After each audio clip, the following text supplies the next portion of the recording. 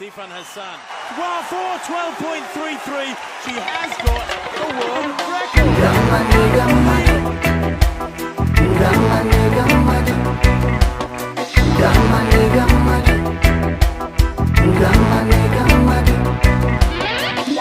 Janoof kutannoo keetitu na boonsaa, keetitu na boonsaa.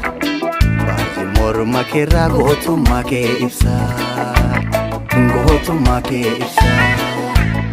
Moo'achuudhaaf malee moo'amuuf dorgommii hin dhiyaatu namni. Qilleensa bakkiyaa kokkolfamoo ta'e, kokkolfamoo ta'e.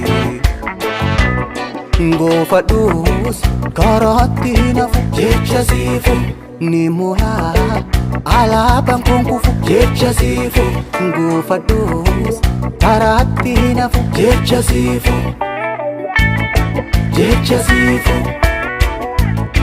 jecha siifu.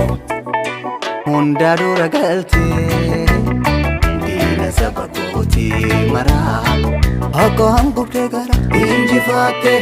Diina saba kootii maraa akkaan gubdee gara injifaattee.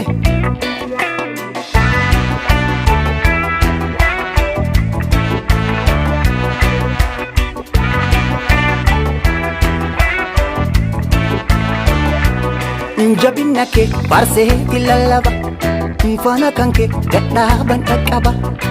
Gammachuufis qalbii rarraafne, faajii sabaa kaasuu hin daganne. Bitaaf mirga nillee si marsanii, jabduun tala ittiin dhiyaatanii. Saba bal'aa qalbii gammachiiftee, si faana san injifannoon galte, si faana san injifannoon galte.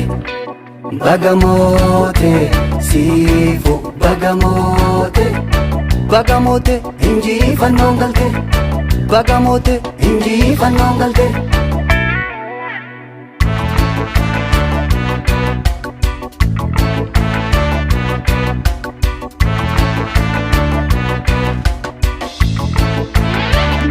Janoof kutannoo keetitu na boonsaa, keetitu na boonsaa.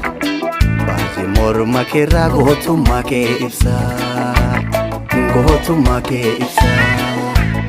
Moo'achuudhaaf malee moo'amuuf dorgommii hin dhiyaatu namni. Qilleensa bakkiyaa kokkolfamoo ta'e, kokkolfamoo ta'e. Injifaattee saba bal'aa gammachiiftee, yartuuf sobduu hamiilee cabsite. Injifaattee si faana san injifannoon galte, si faana san injifannoon galte. Kan dhugaan isaaf galee si fuudhee qisiifata.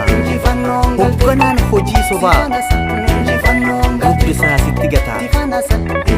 Kutaan sitti mufatee lakkoofsa qubaataati. Addunyaan si badhaafte, si arguuf tattaafte. Injifannoon galte, injifannoon galte.